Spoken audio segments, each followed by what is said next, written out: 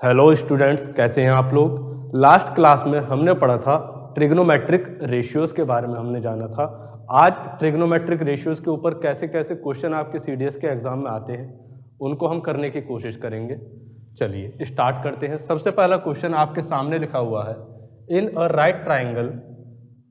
Right angled triangle ABC right angled at B if cos A is 4/5 then what is sine C equal to. तो इस question में हमें cos A की value दी हुई है। एक राइट एंगल ट्राइंगल है ABC जिसमें उसने बोला है कि B पर वो क्या है 90 डिग्री राइट एंगल है, यानी 90 डिग्री है, और उसने cos A हमें दिया है 4/5 और पूछा है उसने साइन C क्या होता है। आपको पता है, मैंने लास्ट क्लास में बताया था कि cos रेशियो क्या होता है। cos रेशियो होता है बेस और हाइपोटेनस का रेशियो। तो यहाँ पर 4 क्या हो गया बेस और 5 क्या बना हाइपोटेनस। आपसे पूछिए उसने साइन C की वैल्यू आपसे क्या पूछा है उसने साइन C पूछा है। अब साइन रेशियो क्या होता है, साइन होता है परपेंडिकुलर और हाइपोटेनस का रेशियो। साइन क्या होता है, साइन रेशियो होता है परपेंडिकुलर और हाइपोटेनस का रेशियो। अगर आपको लास्ट क्लास में याद हो, थोड़ा सा कुछ आइडिया हो, तो हमने देखा था कि ट्राइंगल ABC में अगर मैं ये एंगल कंसीडर करता हूँ तो ये बनेगा बेस और यहाँ पर परपेंडिकुलर, और अगर मैं ये वाला एक्यूट एंगल C कंसीडर करता हूँ तो बेस और परपेंडिकुलर आपस में इंटरचेंज हो जाते हैं। तो यहाँ पर यही चीज़ हमें सिर्फ कंसीडर करनी है, बाकी कुछ नहीं देखना कि ये जो बेस था मेरा, जब मैं एंगल A की जगह एंगल C पर पहुँच जाऊँगा तो जो मेरा बेस है वही मेरा परपेंडिकुलर की जगह ले लेगा, और जो साइन C है उसकी वैल्यू भी क्या हो जाएगी 4/5 ही हो जाएगी। तो मुझे कुछ नहीं करना है, मुझे आंसर B टिक कर देना है। उसके बाद हमारा सेकंड क्वेश्चन है। सेकंड क्वेश्चन में क्या कह रहा है, if sine A equals to 3/5 and A is an acute angle then tan A plus sec A की वैल्यू हमें बतानी है, वो किसके बराबर होगी। तो आपको पता है साइन रेशियो क्या होता है, साइन होता है परपेंडिकुलर अपॉन हाइपोटेनस। तो यहाँ पर आपको परपेंडिकुलर मालूम है और हाइपोटेनस मालूम है। आपको मालूम है tan रेशियो क्या होता है, tan होता है परपेंडिकुलर अपॉन बेस, और sec रेशियो क्या होता है हाइपोटेनस अपॉन बेस। तो आपको किस चीज की जरूरत है, आपको जरूरत है बेस निकालने की। तो बेस कैसे निकालोगे, बेस मैंने आपको पिछली क्लास में बताया था पाइथागोरस थ्योरम के बारे में। तो किसी भी राइट एंगल ट्राइंगल में अगर आपको दो साइड मालूम है और तीसरी साइड निकालनी है तो हम किसका यूज करते हैं, हम इस्तेमाल करते हैं उसमें पाइथागोरस थ्योरम का। तो आपको मालूम है इसमें परपेंडिकुलर कितना दे रखा है 3, यहाँ पर है ये A B और ये C। यहाँ पर परपेंडिकुलर है 3, हाइपोटेनस है 5, तो बेस कितना बन जाएगा 4। कैसे निकालोगे, हाइपोटेनस का स्क्वायर 5 का स्क्वायर इक्वल्स टू परपेंडिकुलर का स्क्वायर 3 का स्क्वायर प्लस बेस का स्क्वायर यानी AB का स्क्वायर। तो ये हो जाएगा 25, 3 का स्क्वायर हुआ 9 प्लस AB स्क्वायर। इस 9 को इधर लेकर जाएंगे, सब्ट्रैक्ट करेंगे तो AB स्क्वायर कितना हो जाएगा 16, और AB की वैल्यू मेरे पास यहाँ से कितनी आ जाएगी 4। तो AB कितना हो गया मेरे पास 4 यूनिट। AB क्या हो गया मेरा बेस। तो अब आपको बेस भी मालूम है, परपेंडिकुलर मालूम है, हाइपोटेनस ये भी मालूम है, तो तीनों चीजें आपको मालूम है। तो ये हो गया tan A plus sec A।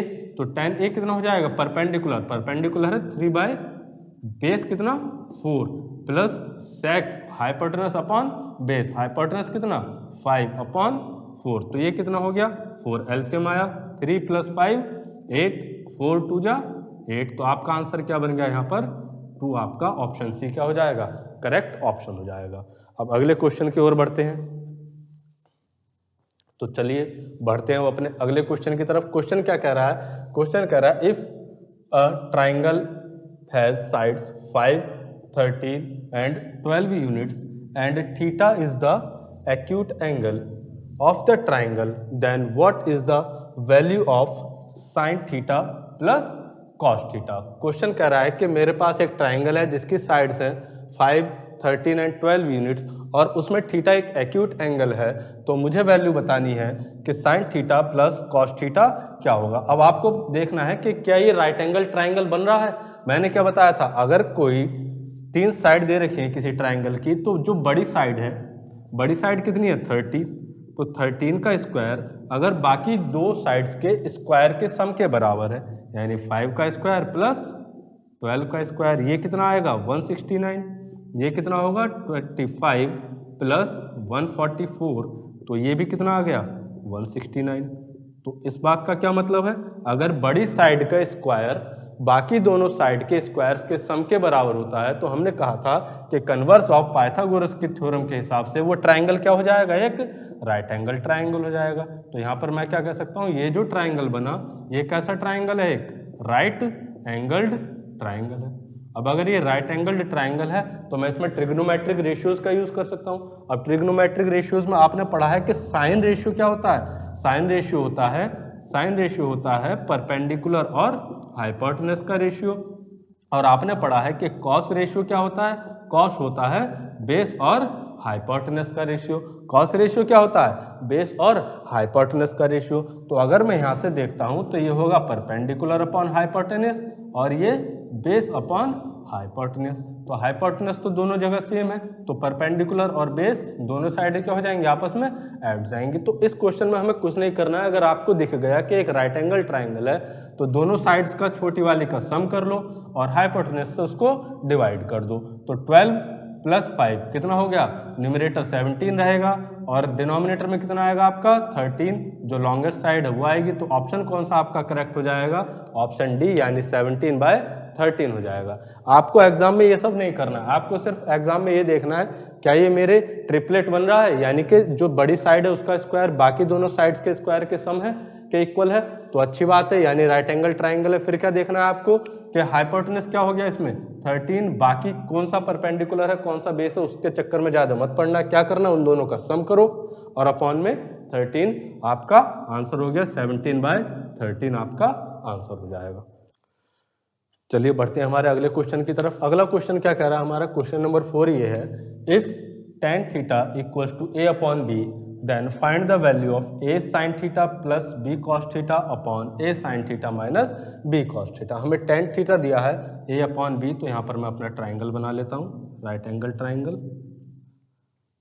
ये है ट्राइंगल, सपोज ये है a b एंड c और उसे दिया है tan theta equals to a upon b। और हमें पता है क्या होता है, अगर मैं इस एंगल को थीटा कंसीडर करता हूँ तो हमें पता है ये होता है परपेंडिकुलर अपॉन में बेस। तो परपेंडिकुलर मेरा यहाँ पर रहेगा a और बेस रहेगा मेरा यहाँ पर b। अब ये परपेंडिकुलर है, ये बेस है, ये एंगल 90 है, तो हाइपोटेनस कैसे निकालेंगे हम, हाइपोटेनस निकालेंगे परपेंडिकुलर का स्क्वायर प्लस बेस का स्क्वायर और उसका स्क्वायर रूट कर देंगे पाइथागोरस थ्योरम से, है ना। ये क्या होगा हमारा हाइपोटेनस हो गया। हमें क्या फाइंड करना है, a sin theta plus b cos theta upon a sin theta minus b cos theta. तो आपको मालूम है साइन रेशियो क्या होता है, आपने पढ़ा है वो जो साइन रेशियो होता है, साइन रेशियो क्या होता है परपेंडिकुलर अपॉन हाइपोटेनस और कॉस रेशियो क्या होता है बेस अपॉन हाइपोटेनस। तो इस ट्राइंगल में परपेंडिकुलर क्या हुआ, परपेंडिकुलर होगा, अगर मैं साइन थीटा लिखना चाहूँ तो मैं साइन थीटा क्या लिखूंगा परपेंडिकुलर यानी BC, BC कितनी है a अपॉन में हाइपोटेनस कितना है under root a square plus b square. उसी तरीके से अगर मैं आपसे पूछूं कॉस थीटा क्या होगा, तो कॉस थीटा आप बोलोगे सर होगा बेस अपॉन हाइपोटेनस। बेस इस ट्राइंगल में क्या है साइड AB और साइड AB की लेंथ कितनी है b यूनिट, साइड AB की लेंथ कितनी है b यूनिट। तो कॉस थीटा कितना हो जाएगा b अपॉन में under root a square plus b square. तो आपको साइन थीटा ही मालूम है, आपको कॉस थीटा ही मालूम है। अब यहाँ पर क्या आपको इसको सॉल्व करना है, सॉल्व कैसे करना है देखिए, a इंटू ये हो जाएगा a upon square root a square plus b square, ये हमने साइन थीटा की वैल्यू पुट कर दी, यहाँ पर कॉस थीटा पुट करेंगे plus b into b upon under root a square plus b square upon a into sine theta फिर से a upon under root a square plus b square minus b into b upon under root a square plus b square. अब जब मैं इसको solve करूंगा तो मैं देख रहा हूँ यहाँ पर डिनोमिनेटर में सब जगह पर क्या है under root a square plus b square, तो यहाँ से under root a square plus b square दोनों से क्या आ जाएगा कॉमन आ जाएगा और यहाँ पर a और a मल्टीप्लाई हो जाएगा तो क्या बन जाएगा ये a स्क्वायर। यहाँ पर क्या हो गया b और b मल्टीप्लाई हो गया तो बी स्क्वायर, और इन दोनों का एलसीएम कितना आ गया, under root A square plus B square. मैंने क्या ले लिया, दोनों में एलसीएम ले लिया, under root A square plus B square, और अपॉन में यहाँ पर भी ए की ए से मल्टीप्लाई हुई ए स्क्वायर बन गया, बी की बी से मल्टीप्लाई हुई बी स्क्वायर बन गया, और दोनों का एलसीएम क्या आ रहा है, under root A square plus B square. तो ये हो जाएगा A square minus B square upon under root A square plus B square. अब ये क्या होगा, A square B under root A square B square से ये वाली टर्म कैंसिल हो जाएगी, under root A square plus B square. तो मेरे पास यहाँ पर क्या बचा, मेरे पास बचा सिर्फ A square plus B square upon में A square minus B square. तो मेरा कौन सा ऑप्शन करेक्ट हो गया, ऑप्शन नंबर डी करेक्ट हो गया। तो ये मैंने करके क्यों दिखाया, अब यहाँ से आपको ये रिजल्ट डायरेक्ट याद रखना है। क्या याद रखना है कि अगर आपके सामने कभी क्वेश्चन आया कि tan theta equals to A upon B है, तो आपने देखा जो मेरा रिजल्ट निकल रहा है वो निकल रहा है ए स्क्वायर प्लस बी स्क्वायर, यानी जो साइन का जो परपेंडिकुलर होता है उसकी वैल्यू मैंने यहाँ पर मल्टीप्लाई कर ली, और जो कॉस का बेस होता है वो यहाँ पर मल्टीप्लाई हो गया, साइन का परपेंडिकुलर इसके साथ मल्टीप्लाई हो गया, और कॉस का बेस इसके साथ मल्टीप्लाई हो गया, और मेरा रिजल्ट बन गया A square plus B square upon A square minus B square. अब इसके ऊपर डायरेक्ट क्वेश्चन आपको एग्जाम में कैसे करना है, जैसे देख लीजिए अगला क्वेश्चन है क्वेश्चन नंबर 5। इसमें क्या कह रहा है कि tan थीटा आपको दिया है 4/3, तो आपको फाइंड करना है 3 sin theta plus 2 cos theta, 3 sin theta minus 2 cos theta की वैल्यू कितनी होगी। तो आपने देखा यहाँ पर tan थीटा क्या हो गया मेरा परपेंडिकुलर, और ये बेस। अभी हमने रिजल्ट में यही तो देखा, यहाँ पर ये क्या है परपेंडिकुलर है और ये क्या है बेस है। तो परपेंडिकुलर मल्टीप्लाई हो जा रहा है इस वाली टर्म से, बेस मल्टीप्लाई हो जा रहा है इस वाली टर्म से, इसका परपेंडिकुलर मल्टीप्लाई हो जा रहा है इस वाली टर्म से, और बेस मल्टीप्लाई हो गया इस टर्म से। आपका आंसर आ गया। तो यही चीज़ हमें यहाँ से करनी है। बस सिंपल क्या करो, इस 4 को 3 से मल्टीप्लाई कर दो, तो 3 इंटू 4 प्लस इस 2 को 3 से मल्टीप्लाई कर दो, 2 इंटू 3 अपॉन में फिर से परपेंडिकुलर कितना 4 की 3 से मल्टीप्लाई 3 इंटू 4 माइनस 2 की 3 से मल्टीप्लाई 2 इंटू 3। ये कितना हो गया आपका 4 3 जा 12, 3 2 जा 6, 12 प्लस 6, ये कितना हुआ 12, ये कितना हुआ 6, तो 12 माइनस 6 कितना हुआ ये 18 अपॉन में 6, 6 से 3 टाइम्स कैंसिल हुआ, आपका आंसर आ गया 3। आप इसको ओरली सॉल्व कर पा रहे होंगे अब, अगर आपको ये चीज़ रिजल्ट डायरेक्ट समझ में आ चुका है। चलिए आगे बढ़ते हैं और क्वेश्चंस की तरफ। चलिए अब बढ़ते हैं अपने अगले क्वेश्चन की तरफ। देखिए अगला क्वेश्चन क्या कह रहा है, let A B C be a triangle right angled at C. C पर क्या है triangle A B C right angle है। Then what is the tan A plus tan B equal to, हमें बताना है tan A plus tan B किसके equal होगा। तो पहले मैं एक ट्राइंगल बना लेता हूँ। ये हो गया अपना ट्राइंगल ए, उसने बोला है सी पर राइट एंगल है, तो यहाँ पर मैंने रखा सी, ये हो गया बी। अब ए के सामने वाली साइड मैंने मान लिया स्मॉल ए, इस बी वर्टेक्स के सामने वाली साइड स्मॉल बी, और सी वर्टेक्स के सामने वाली साइड स्मॉल सी है। अब उसने हमसे पूछा है कि बताइए tan A plus tan B क्या होगा। तो tan ए, अगर मैं ये वाला एंगल कंसिडर करता हूँ, tan रेशियो क्या होता है आपको मालूम है कि tan रेशियो होता है परपेंडिकुलर अपॉन बेस। तो अगर मैं tan ए लेता हूँ तो परपेंडिकुलर क्या होगा मेरे केस में, यहाँ पर tan ए कितना होगा BC अपॉन में AC, परपेंडिकुलर BC अपॉन में बेस AC, तो परपेंडिकुलर कितना है A अपॉन में बेस B। इसी तरह से अगर मैं tan C निकालता हूँ, सॉरी tan B निकालता हूँ, तो tan B कितना होगा, परपेंडिकुलर क्या हो जाएगा इस केस में, अब एंगल के अपोजिट परपेंडिकुलर होता है और एडजेसेंट में बेस होता है, तो ये कितना हो जाएगा AC अपॉन में BC, जो कि कितना हो जाएगा B अपॉन A। अब इन दोनों को मुझे क्या करना है, ऐड करना है, तो tan A plus tan B equal to हो जाएगा कितना A upon B plus B upon A। अब यहाँ से देखिए, यहाँ से क्या एलसीएम आ रहा है यहाँ से मैंने ए बी एलसीएम ले लिया, ए बी एलसीएम ले लिया, तो ए की इससे मल्टीप्लाई होगी तो ये बनेगा ए स्क्वायर प्लस यहाँ से ए कैंसिल, बी की इससे मल्टीप्लाई होगी, ये क्या बनेगा बी स्क्वायर। ए स्क्वायर प्लस बी स्क्वायर यानी दोनों छोटी साइड का सम और बड़ी साइड के सम के इक्वल होता है। सी स्क्वायर किसके इक्वल होगा, A square plus B square, Pythagoras theorem के हिसाब से। तो इस A square plus B square की जगह क्या लिख सकता हूँ मैं, C square upon A B. तो यही क्या हो गया मेरा आंसर हो गया। कौन सा ऑप्शन हो गया? ऑप्शन नंबर डी मेरा करेक्ट हो गया। तो हमें क्या करना है, अब इस चीज़ को आपको याद रखना है। अगर कोई वो ट्रायंगल दे देता है, उसमें एक एंगल को राइट एंगल बोलता है, बाकी फिर वो tan A + tan B की वैल्यू पूछ लेता है, तो आपको याद रखना है भाई हाइपोटेनस का स्क्वायर करोगे, बाकी दोनों साइड का प्रोडक्ट से उसको डिवाइड कर दोगे। जैसे कि आप अगले क्वेश्चन में इस रिजल्ट का यूज करेंगे। क्या है अगला क्वेश्चन? अगला क्वेश्चन कह रहा है in a triangle right angled at B. B पर वो क्या है? ट्राइंगल राइट एंगल है। फिर उसके बाद A B plus B C, इसका ये ट्राइंगल बना लेते हैं। ये ए, ये बी और यहाँ पर सी, ये क्या है? राइट एंगल है। तो अब यहाँ पर आप फर्क देखो, ये क्या हो गया? ए सी हाइपोटेनस हो गया। फिर उसने बोला and the length of hypotenuse, उसने हाइपोटेनस की लेंथ दे रखी है हमें कितना? 20 centimetre. What is the value of tan A plus tan C? आपको बताना है tan A plus tan C क्या होगा। सेम यही क्वेश्चन बन गया, हमें रिजल्ट याद रखना है। ऐसे कंडीशन में क्या होगा? हाइपोटेनस का स्क्वायर, हाइपोटेनस क्या है मेरा?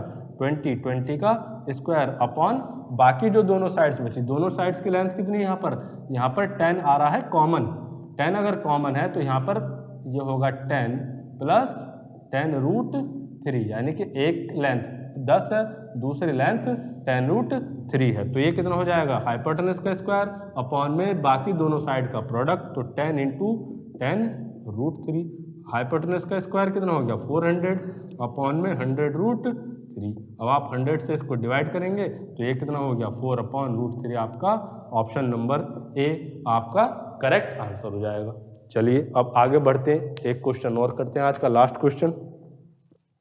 चलिए बढ़ते हैं आज के लास्ट क्वेश्चन की तरफ। क्वेश्चन क्या कह रहा है कि साइन थीटा दिया है आपको x² - y² upon x² plus y²। आपको बताना है इनमें से कौन सा ऑप्शन करेक्ट होगा। तो चारों ऑप्शन में क्या ही फाइंड करना है आपको? cos theta, cos theta, cos theta, cos theta. तो आपको देखना है चारों में से कौन सा रिलेशन करेक्ट है। तो आपको पता है भाई साइन रेशियो क्या होता है? ये हुआ परपेंडिकुलर और ये हुआ हाइपोटेनस। कॉस के लिए आपको एक चीज और क्या चाहिए? आपको चाहिए बेस। अब बेस कैसे निकालेंगे? अगर आपको दो साइड मालूम है, तीसरी साइड पता करनी है राइट एंगल ट्राइंगल में, तो आपको लगाना होगा पाइथागोरस थ्योरम। अब इतनी चीज आपको अभी तक याद हो गई होगी, मैं ऐसी उम्मीद कर रहा हूँ। तो अगर मुझे बेस निकालना है, हाइपोटेनस और परपेंडिकुलर मालूम है, तो मैं बेस कैसे निकालूंगा? हाइपोटेनस का स्क्वायर माइनस परपेंडिकुलर का स्क्वायर और फिर उसका स्क्वायर रूट कर दूंगा। तो b कितना हो गया? स्क्वायर रूट हाइपोटेनस कितना है मेरे पास? x² प्लस y² का whole square minus x² minus y² का होल स्क्वायर। ये क्या हो गया मेरे पास?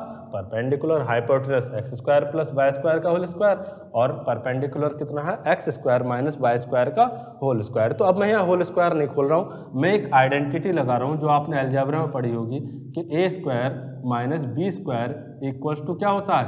a plus b into a minus b। क्या करेंगे आप? अगर a² माइनस b² की फॉर्म बनती है तो उसको एक बार ऐड कर दो और एक बार सब्ट्रैक्ट कर दो। तो यहाँ पर यही बन रहा है, ये हो गया पूरा टर्म a, ये हो गया पूरा टर्म b। अगर मैं इसको थोड़ी देर के लिए a मानता हूँ तो ये हो जाएगा a², अगर मैं इसको थोड़ी देर के लिए b मानता हूँ तो ये हो जाएगा b²। तो ये a² माइनस b² की फॉर्म बन गई यहाँ पर। तो इसको सॉल्व करेंगे हम। तो एक बार अगर मैं ऐड करता हूँ तो ऐड करते टाइम क्या होगा? ये x² plus y² plus x² minus y²। तो मुझे साफ दिख रहा है y² से y² कैंसिल हो गया। फिर दूसरी जगह जब मैं सब्ट्रैक्ट कर रहा हूँ इन दोनों को, x² प्लस y², तो यहाँ हो जाएगा माइनस x² और ये माइनस माइनस प्लस का y²। तो ये x² से x² कैंसिल हो गया।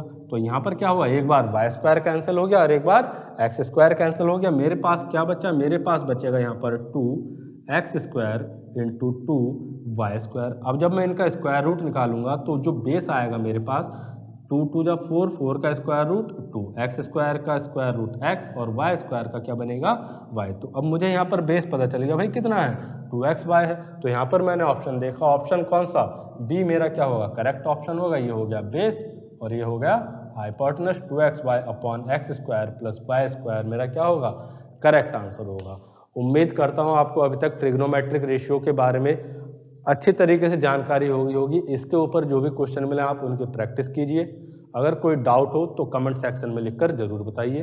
पढ़ते रहिए, तब तक के लिए धन्यवाद।